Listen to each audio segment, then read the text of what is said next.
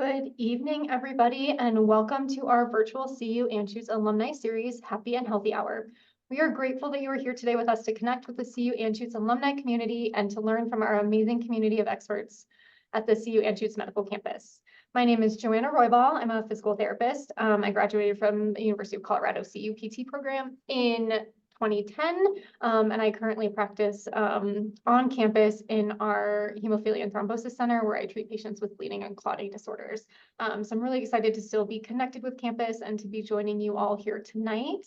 I'm also proud to represent the University of Colorado Physical Therapy Alumni Association. For those of you joining us tonight who are alumni of the CUPT program, the Alumni Association offers many opportunities to connect with your fellow alumni and current students.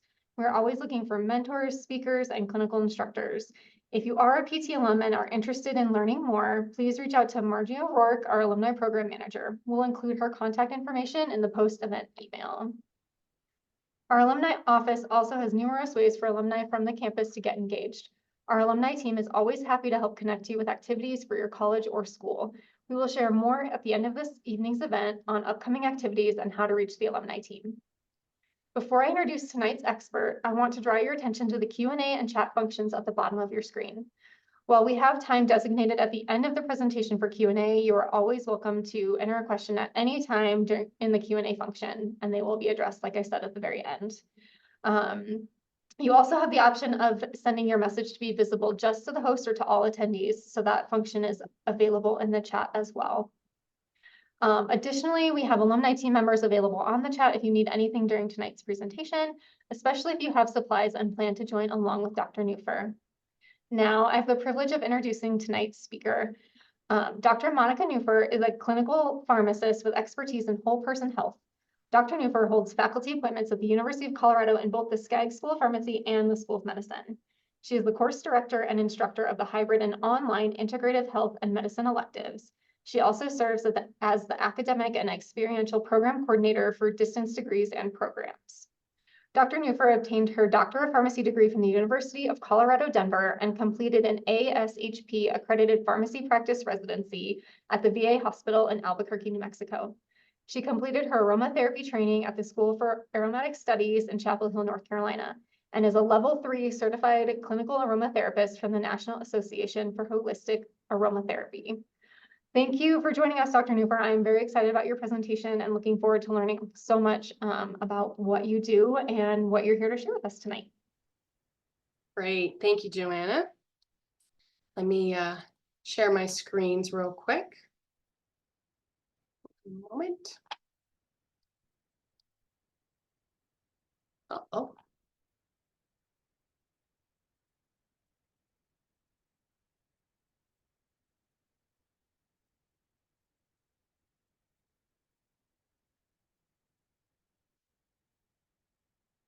All right. Are you guys able to see the screens? Please chime in if you cannot.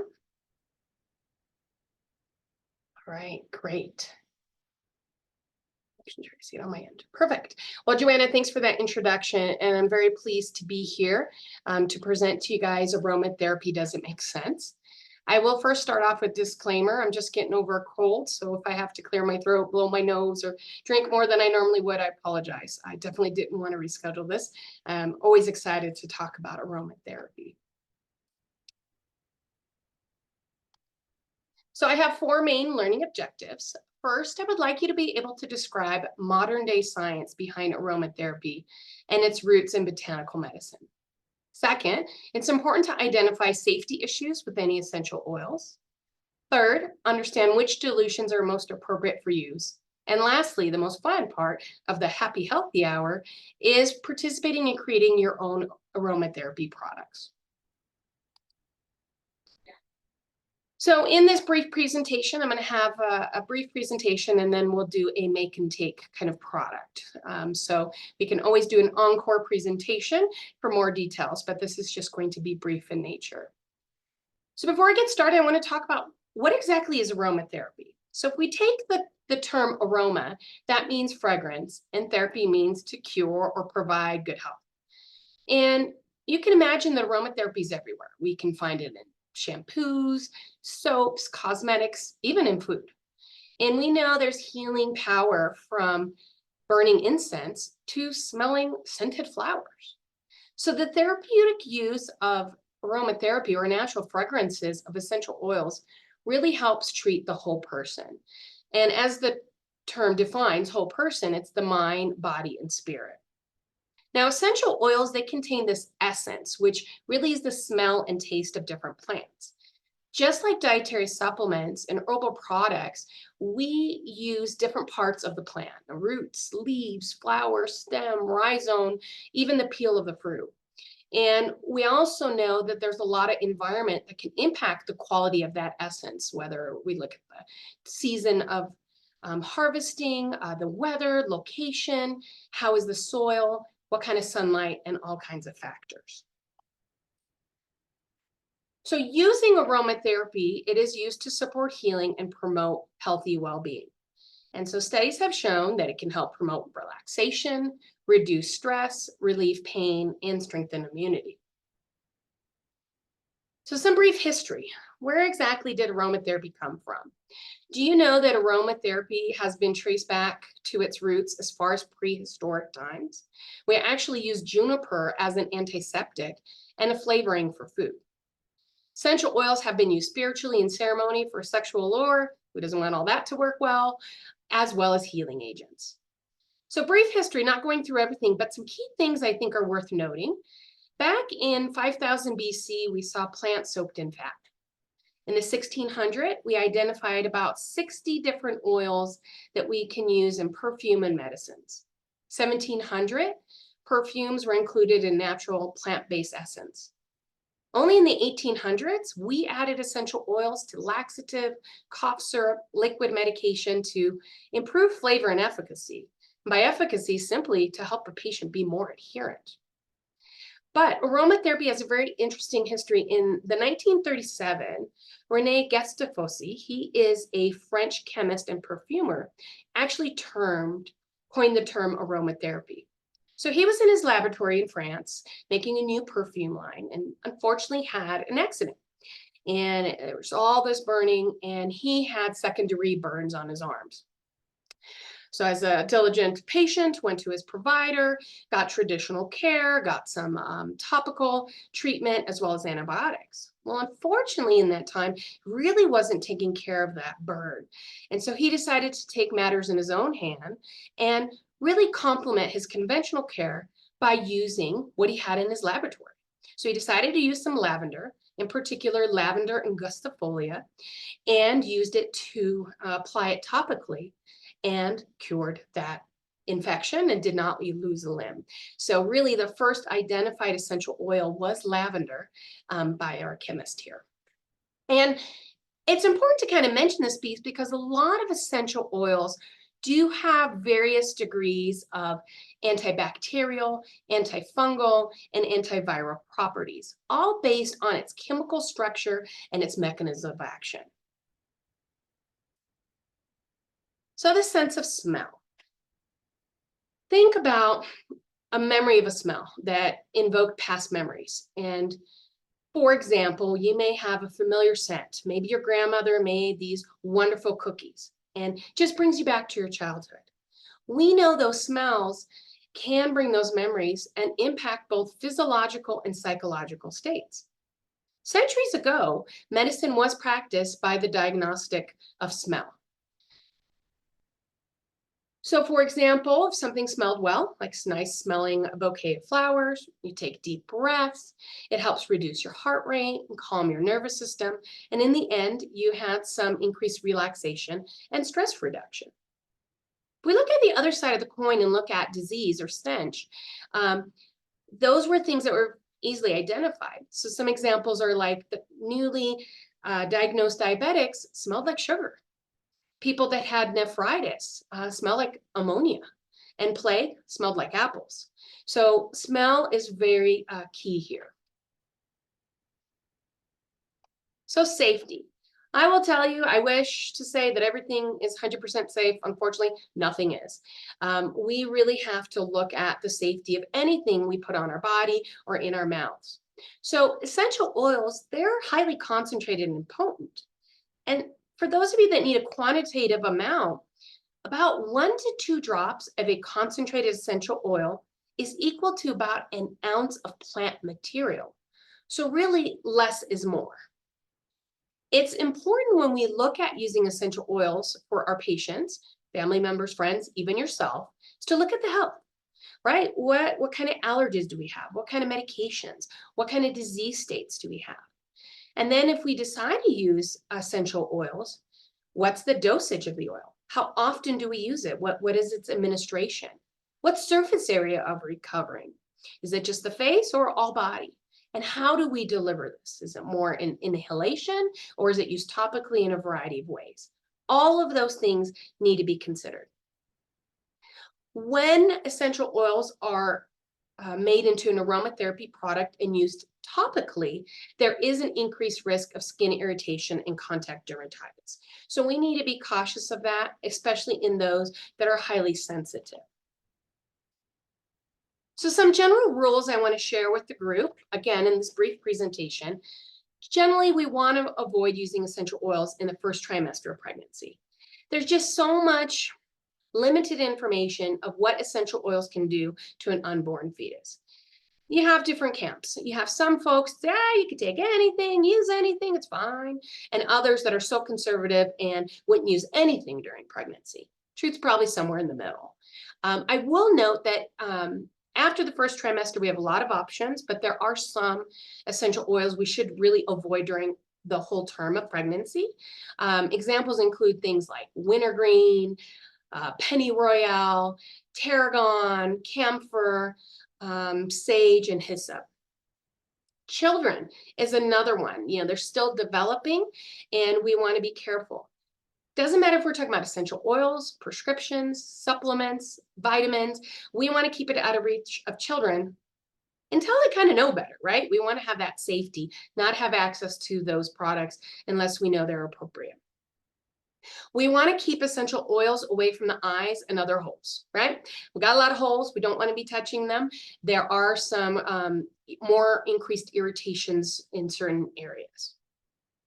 Also, because of the potential of skin irritation and contact dermatitis, we want to also use carrier oils for topical applications. And I'll talk about that in a few slides. So we don't just take a bottle of essential oil, dump it on our skin, rub it in like it's an oil and call it good. That will increase that risk. And then lastly, there are some oils that are photosynthesizing. And what can happen is exposure to sunlight can cause blistering, pigmentation, even worsening of that. We don't maybe see Stevens-Johnson syndrome, but a significant piece. And that's not just going out into the sun without sunscreen, but even those that use tanning beds. Now, some oils are more likely to do this. Often they're the citrus oils. So as you would think, lemons, limes, bergamot, bitter orange, are probably the main ones. There is even a difference between how essential oils are distilled. So in particular with the citrus is when we use the fruit peel rather than the distillation process. So again, kind of depends, but we want to be careful there. Because we can't talk about everything, I thought it was nice to share this kind of textbook. This is done by Robert Trisand. I think you could probably find it on Amazon for about 60 bucks. It's a pretty clinical textbook looking at the safety of essential oils. So if you're wanting to know more, I would encourage you to check out this reference. Okay. So I appreciated getting some pre-questions before the presentation. So I try to incorporate those here to make sure you have that information. So not only do we use essential oils, but we have other people around us, whether you're in the office and you have coworkers or you're at home and you have children and pets. So I wanted to share some oils that we should really limit. So for example, for our pets on the left, we want to avoid diffusing and using oils like birch, cinnamon, citrus, pennyroyal, peppermint, pine, and tea tree, as well as wintergreen and lang-a-lang. Now, what about babies or infants? So we have a few. So first we want to think about things like birch and wintergreen. These products have a high amount of methylsalicylate. So of course, like any other risk of exposure to aspirin and so forth, we want to avoid those. Things like eucalyptus and a variety of species here. And I mean, I am using common names just due to space, so do recognize that. But also rosemary. We want to avoid using those in children under the age of 2. And that's based on the 1,8 cineol rich properties for any of you chemistry nuts on the call today. And then peppermint, which is widely used. We want to also avoid this in children under the age of 6.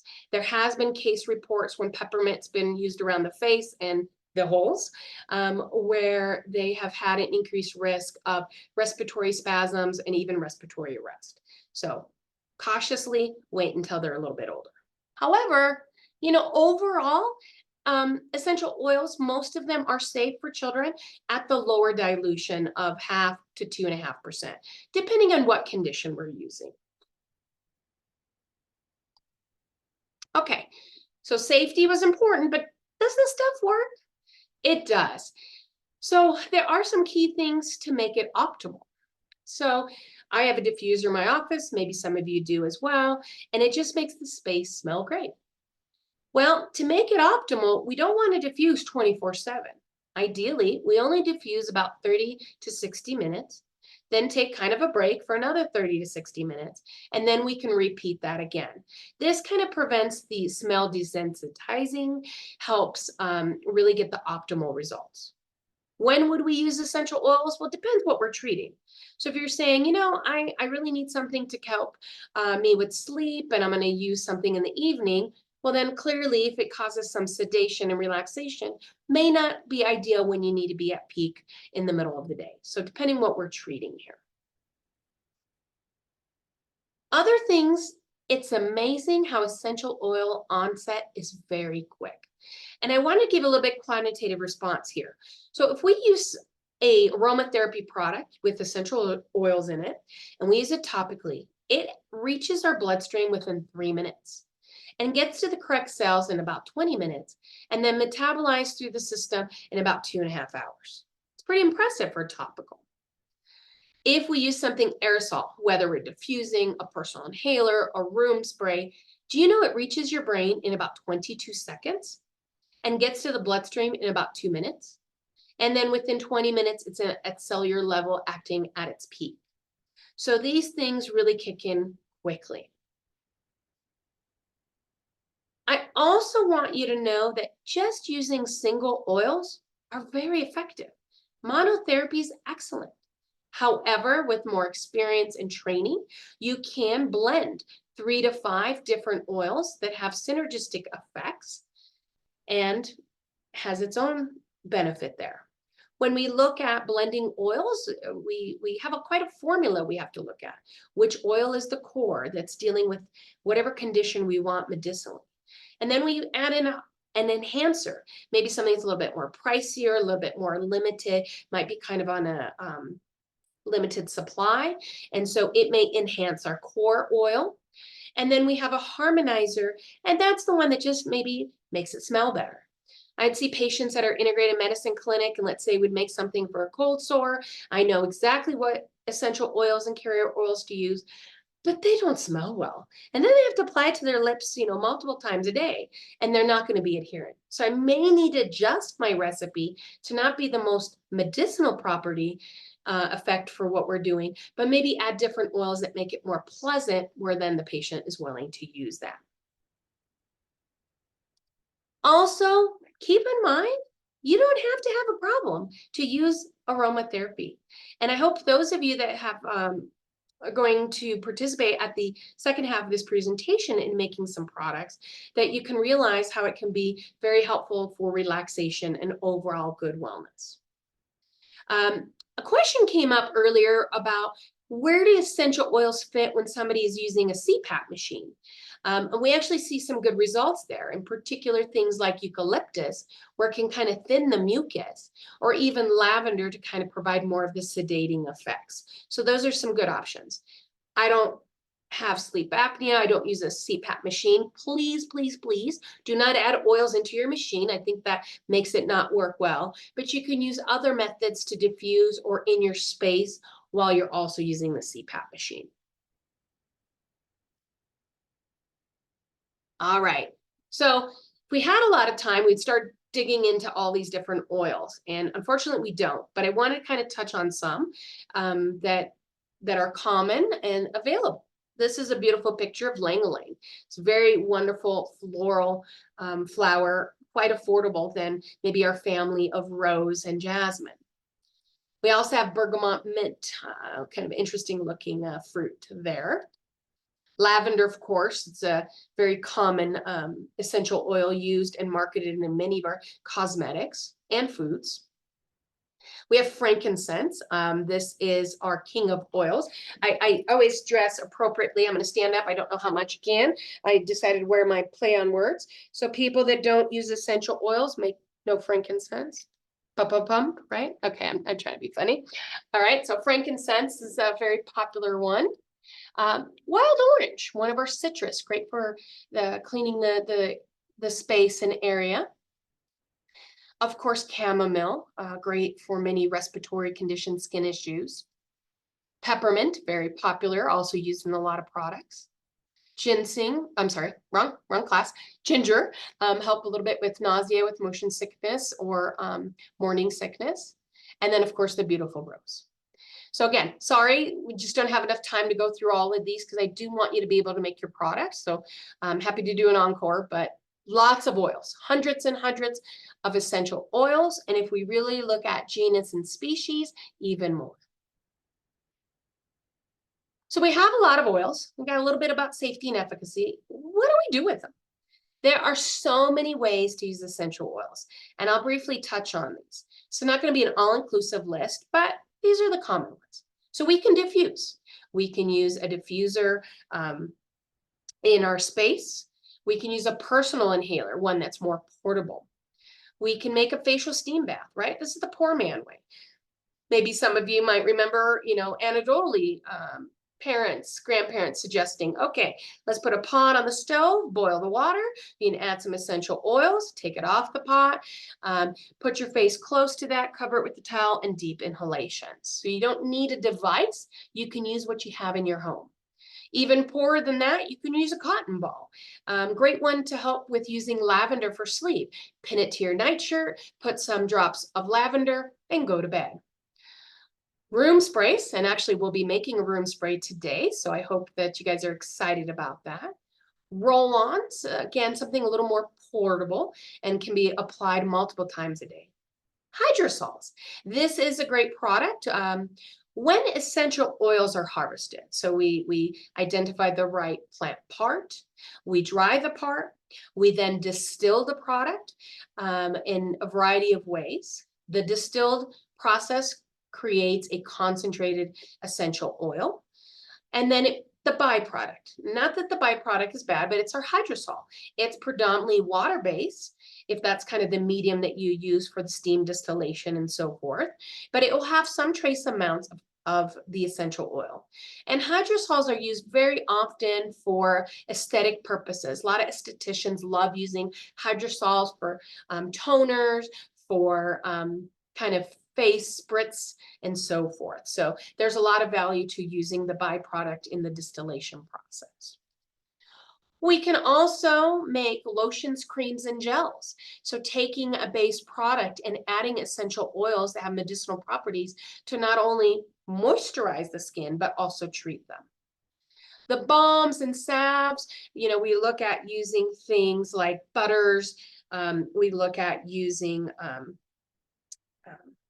beeswax and creating a product that way. We can do sugar salts and salt scrubs. Those are great for exfoliation of the body. Of course, our lip balms. If I have any pharmacists on the call, right, the good old days of compounding and making a lip balm, that art is not lost. And if you want to make it a little bit easier, you can do the lip gloss. And then the bath. Bath's a big market. I have a teenager girl, 14 going on 20, and she loves to go to Bath and Body Works and spend a bunch of money. And I'm like, oh, I can make all this pennies on the dollar. And there's a whole market from doing bath bombs, which are beautiful shaped and pretty, to steamers that you could throw in the shower that are released, especially during respiratory seasons. You can put salts, and we'll actually be making some bath salts today. We can focus not on a full bath, but just hands and foot. So, if we're treating things like onychomycosis on the foot, or maybe vaginal yeast infections are great for kind of the sitz baths, hemorrhoids, etc. Massage is very common, not only getting the skill of a massage and a lotion, but adding essential oils to further target that. We can clean with it. Many of us would like to be in a more clean space, avoid using a lot of chemicals, so you can create your own cleaning supplies with essential oils, toners from our hydrosols. And then orally, we can take essential oils by mouth, we can add them to teas, we can cook and bake with them. Now, in the scope of today's presentation, just like with pregnancy, folks think, hey, I could just kind of drop a few essential oils in my mouth and call it good. No, no, no. There are a lot of ways to make sure it's safe, having an appropriate carrier, a gelatinous capsule, or different kind of surfactants that we can absorb, so we don't have any ulcers or issues down the GI tract while swallowing these essential oils. Some aromatherapists will be very conservative. It does require further training when using essential oils by mouth. It's the French aromatherapy model. So it isn't a simple just use any oil by mouth. We can use essential oils vaginally and rectally, creating devices, and then the mouthwash. So many ways, right? Pretty exciting. And this is not an all-inclusive list, but maybe ones that most of you are familiar with, may have products already, maybe things gifted in the holiday season of this area. They're great to make. Excuse me. So when we make aromatherapy products and we consider what essential oil we want to use, we also at times, beyond just using water, may need to use a carrier oil. And there are many, and here's a list of kind of the more commonly used carrier oils. When selecting a carrier oil, it itself also has medicinal properties. And so we want to consider that. So for example, like the sweet almond oil, this is an excellent carrier oil with essential oils used during a massage. Has a good amount of vitamin A, B, and E. And the great part is because large surface area, if you get a full body massage, it's not going to clog your pores. We have apricot, argan, avocado. Coconut oil is a big one that's pretty popular, and that can be fractionated coconut oil, so preservative added in to kind of keep its lifespan there. We see that a lot used in topical and bath oils, and moisturize the skin, very antioxidant. Highlighted also jojoba. This is one that I really enjoy. However, it's not actually an oil, but it's a wax, and it has similar properties to the coconut. A little bit higher price point, but it is a good oil. Evening primrose, pumpkin, safflower, sea buckhorn, sesame. It's another one I very much enjoy, in particular if you're here in the state of Colorado. This is a very drying, non-hydrating state, and it has a little bit of a warming-like feeling. So when we look at these carrier oils, we want to think about, okay, number one, sorry, let me go forward. Number one, how does this absorb? So when you add the product to your body topically, does it absorb right away and get its nutrients? Or are you a slick willy and you're like, whoa, I can't put clothes on. I am totally greased up with my oil. So we have to look at what kind of absorption of these oils, and each of them have a different property there. We also look at what kind of dilution are we using. And some of these are a little bit more costly and limited to access. And what its nutrient profile. So if somebody says, gosh, I have this scar on my face, I'm fairly young, I'm really worried about what that will be in the future, then we may make something with rosehip seed oil, maybe add some rose into that. If you are a person that has cold sores, then we use tamanu oil. If we're looking at maybe making hair serums, eyelash extension, we might use something like castor oil. So it gives that extra level of therapeutic action. So not only my essential oil, my carrier oil as well. Lot that goes into this, but you can also just use one and stick with it and know what you expect with it. So a lot of choices, but please don't go to your kitchen cabinet and grab some vegetable oil or what's another, like olive oil. Those are a little bit different. We're looking at true carrier oils, not cooking oils. The other piece that's out there is herbal oils.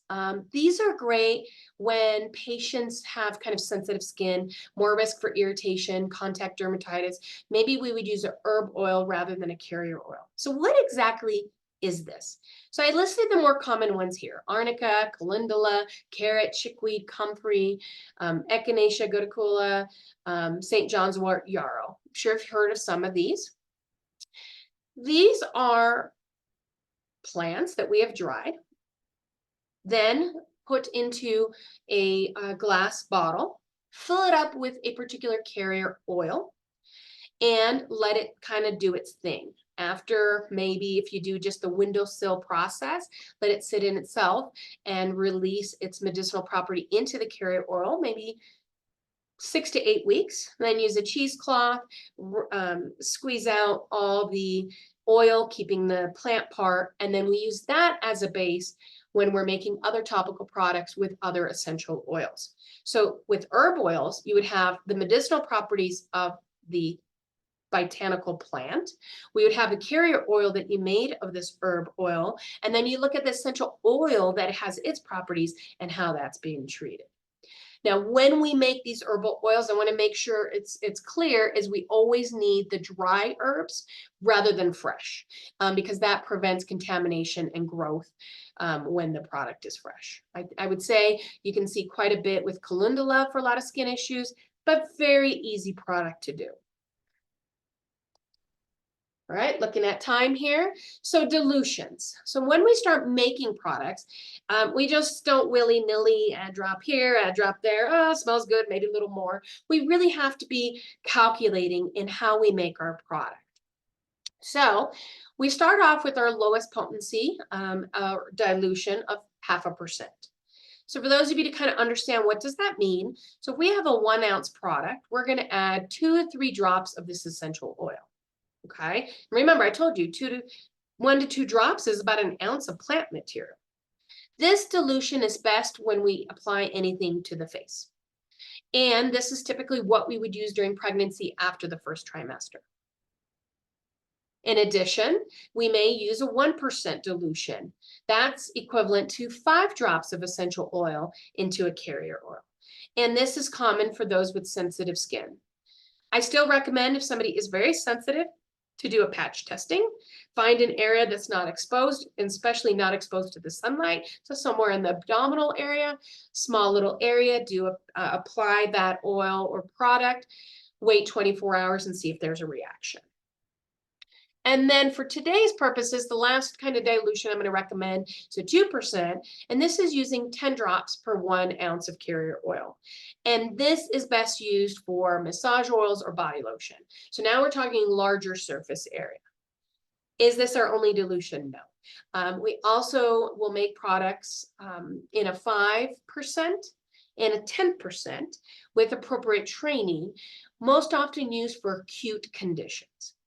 Overall, most products are kind of in the 2 to a 2.5% dilution.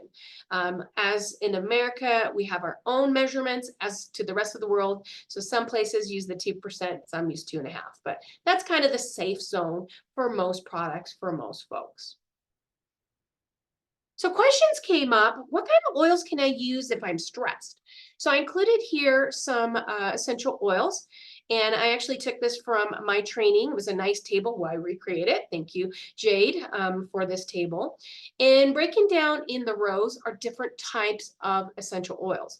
Oils that have antidepressant activity, so it can help with depression. And in the second column, you'll see here the different oils that will benefit there. We also have nervines or relaxants, so those that that relax the nervous system. We have a lot of variety there of essential oils. Sedative, those with a calming effect, and then lastly, uplifting, so giving you a light, energized, but yet relaxed environment. Yes, these are common names, but these are kind of the common oils that you can use if you want to create a product to help deal with stress. Others say, well, what can I do about for inflammation? Think about our COVID long haulers, think about the metabolic syndrome, just overall a lot of folks being a little bit more inflamed.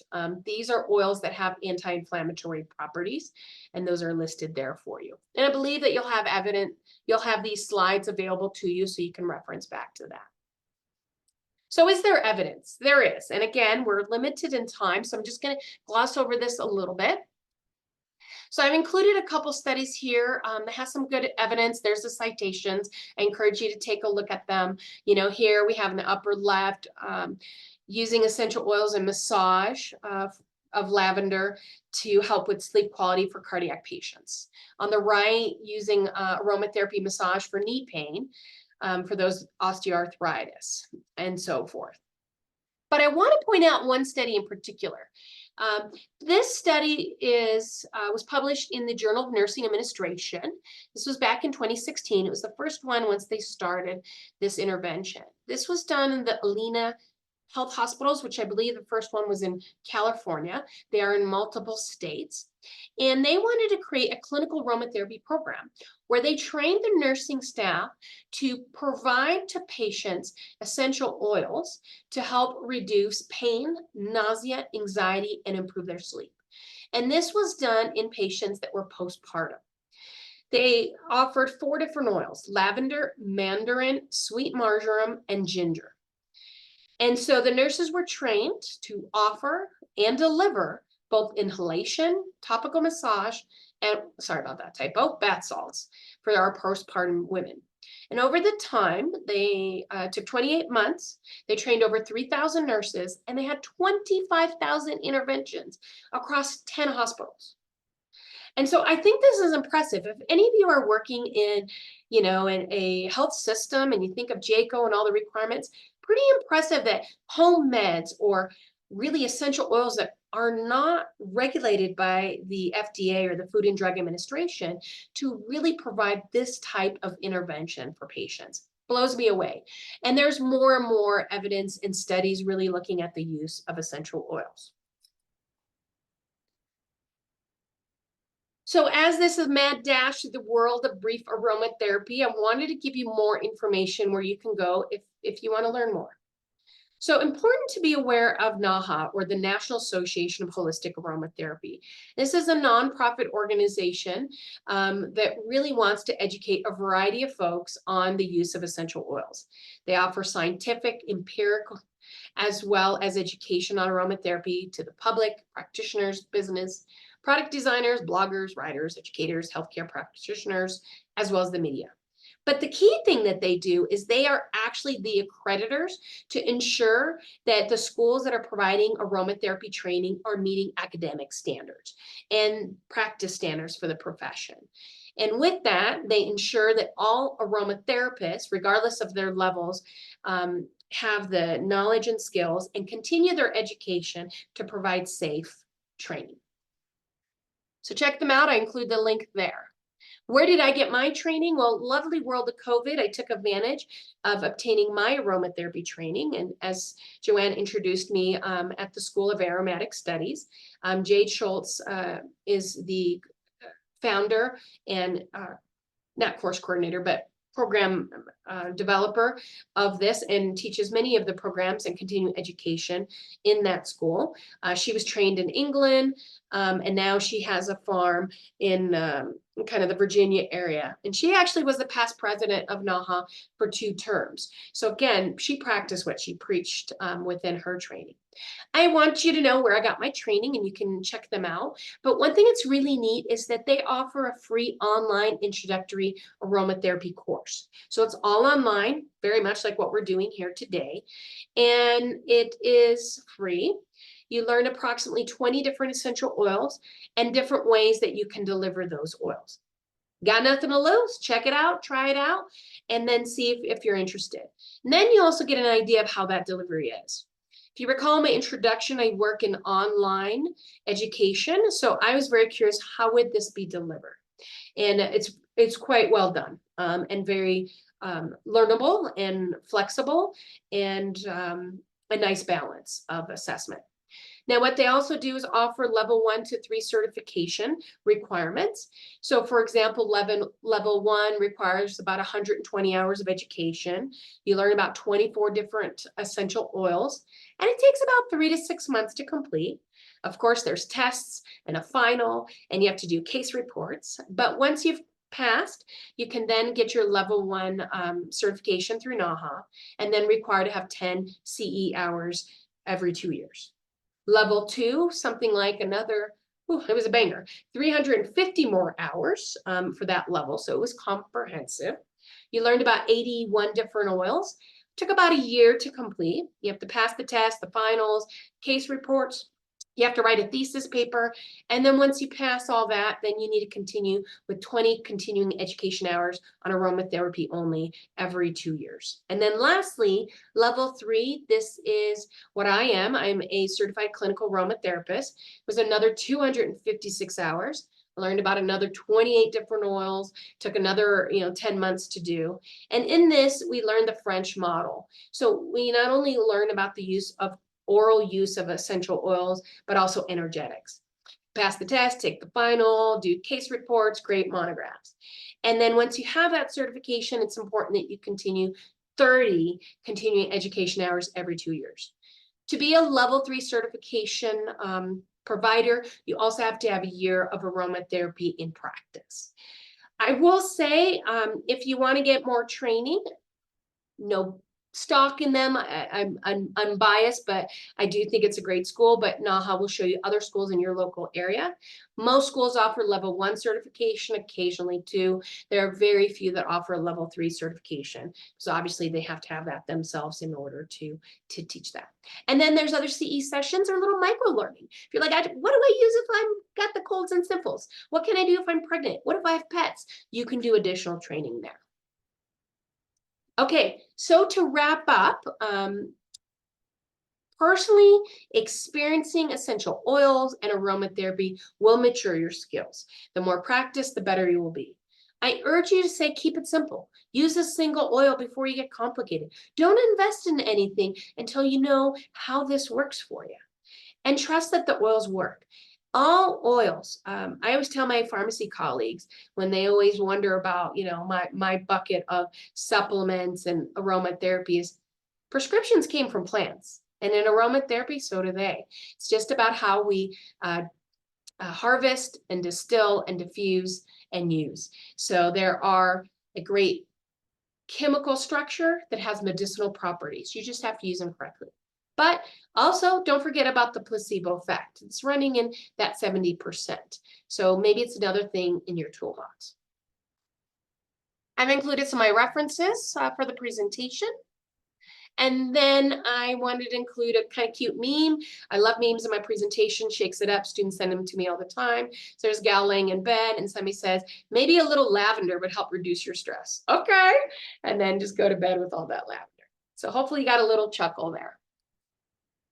So we're gonna skip questions because I want to make sure we get to the blending, and we'll try to answer some questions at the end. So now we're going to shift to the experiential kind of time where we're going to make a room spray and bath salts. So you all received a suggested list. I hope that you have the items at home or purchased them for one or both of these, or perhaps just watch today, and then you may come back and watch a recording and participate in that next time. So we're going to start off with doing a lavender bath salt. So I'm going to now do a couple of things. I'm going to, first, I would encourage everybody to go wash their hands. We're going to kind of practice good manufacturing practice. I'm in my office at school, so I'm going to use the good old-fashioned rubbing sanitizer, right? Because I don't want to leave you guys and go to the bathroom. And I am now going to kind of reposition my space here. So please Don't watch, no seizures going on here. And I have set up my area. And so I'm going to redistribute myself. So I hope you're all hearing me, washing your hands, getting ready. All right. Can somebody chime in if we can't see it, the space? Okay. And if I cut off my head, you saw me earlier, so you know how that goes. Okay, perfect. So I provided, I'm going to shimmy down a little bit. Sorry about that. Close this out. Okay, so I provided kind of the recipe here, and we're going to kind of follow along. So we want to wash our hands. We're going to also use, like Clorox wipes, a great hot water and soap, cleaning your area you're working, even rubbing alcohol. Obviously, I did that in preparation so we can maximize our time.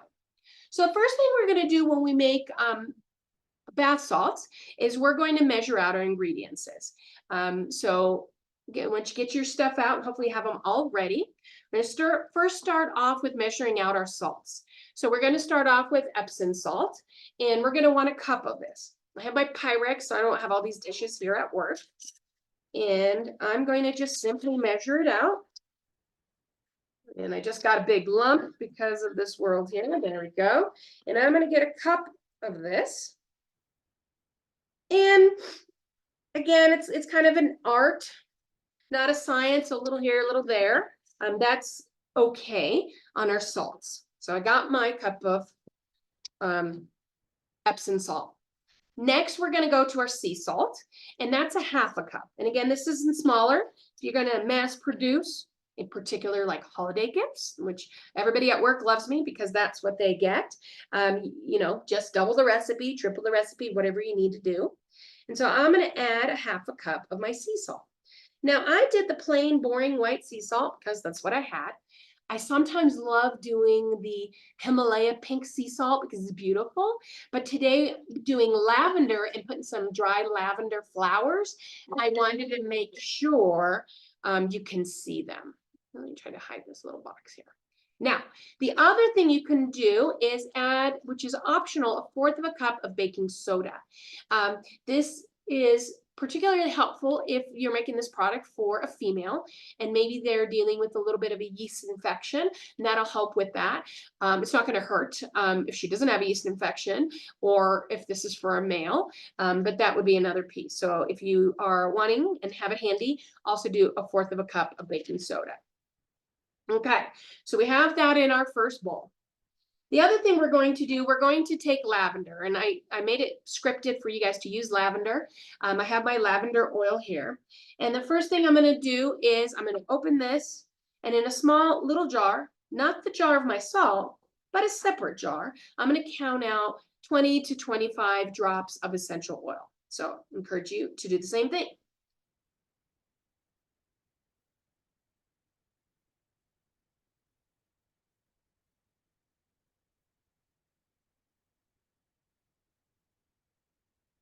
All right, hope y'all have that.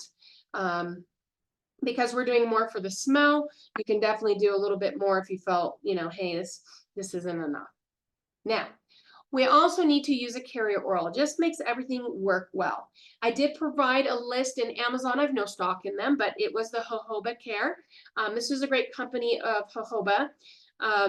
And I really like that they sell them, what is this, 4 ounce and affordable $12 bottle. Maybe you didn't think affordable, I apologize. But most great quality carrier oils come in the liters and gallons. This was nice, a little bit smaller size. If you did purchase some things on Amazon, I know you didn't purchase one, maybe package of 4, package of whatever. I hope that you'll make more of these after today and keep using them so it won't be wasted, okay? So we're going to take our carrier oil, in particular the jojoba or anything else you have, but remember, no vegetable oil or oil from your kitchen, a carrier oil, please. And I'm going to measure out a teaspoon. And you're going to put that into the same area as the essential oil. And because oil and oil mix, so they're nice in there and so forth. If for some reason you decide I'm going to make a couple essential oil concoctions, I want a little bit lavender and something else.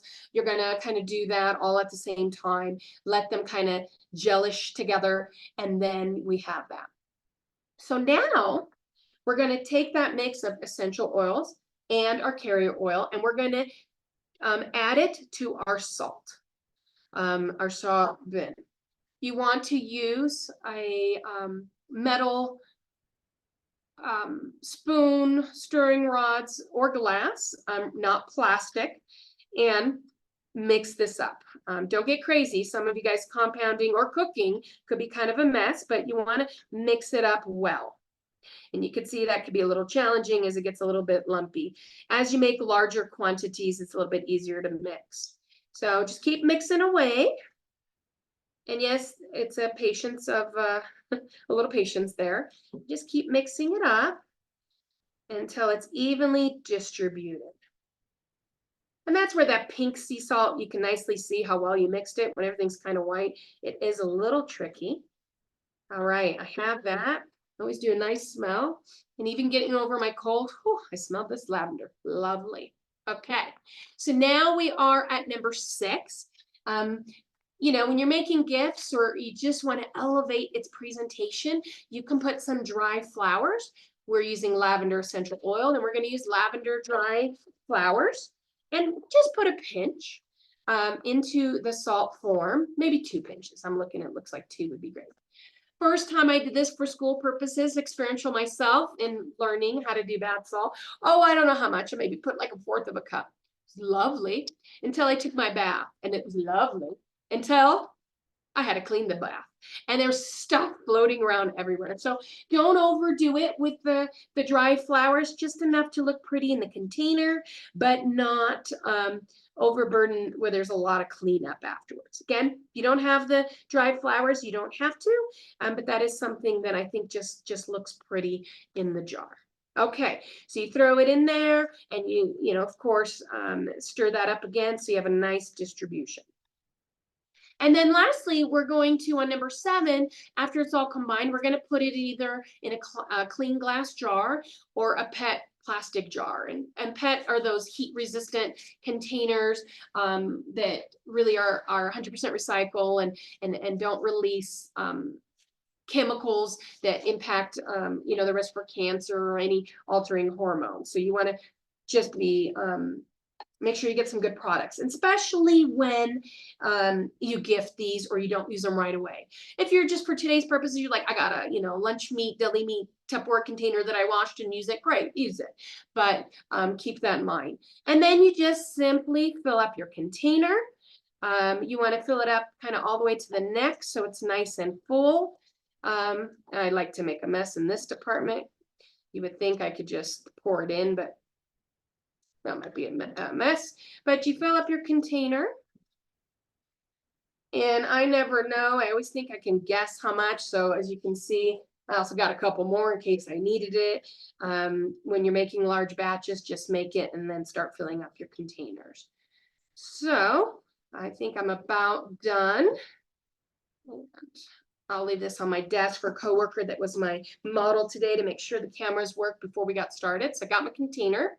The other thing you want to do is, I like to do these cute little scoops. I also gave you a link to those on Amazon. Students love these. They are really cute. You can do a little twine and attach it. You can also just insert it inside your container. So then when they open it up, they have the scoop there and they can use it.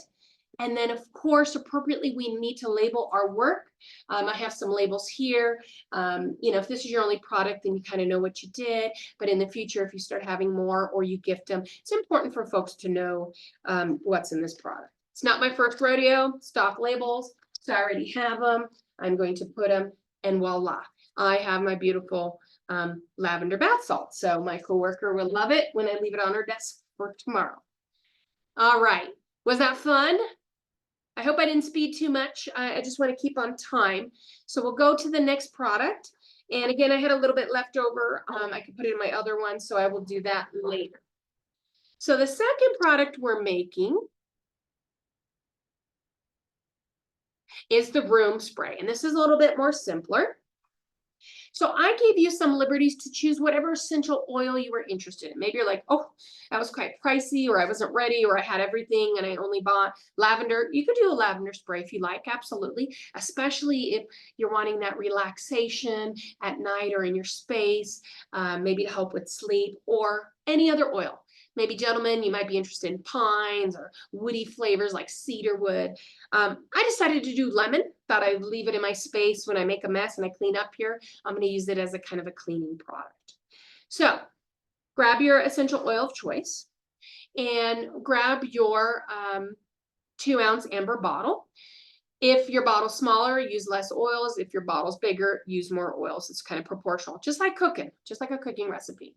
Do make sure you have amber bottles. They don't break down the essential oil as clear ones do. You can also get away with blue tinted glass, but amber is easy to use.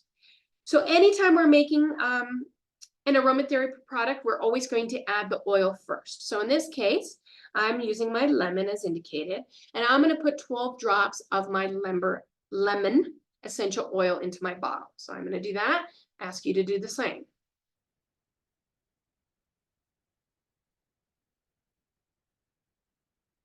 Okay, recap, put it away, clean while you go. Okay, so now I have my lemon there. As before, if you were using more than one, your total amount is still 12 drops for the 2-ounce bottle. So you may do a little bit of 2 oils if you'd like. Just keep that in mind. There is actually a correct formulation based on blending factors, depending on your synergistic blends of exactly how many oils of each. But we're doing all about smell, not medicinal, right? So it just who needs more or less. It's very much like perfuming when you talk about top, medium, and base notes. Some are hit you right away and smell.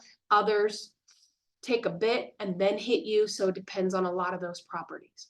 So if you put more than one type of essential oil, put it in the bottle, shake it up a little bit, let them gelish again, and then you're ready. Ideally, we're going to fill up our bottle to the neck with distilled water. For today's purposes, if you have tap or filter at home, you're welcome to use it. Just keep in mind it can then grow something if you don't use it right away. But we should be using these products. They shouldn't be sitting on our shelf till a year later.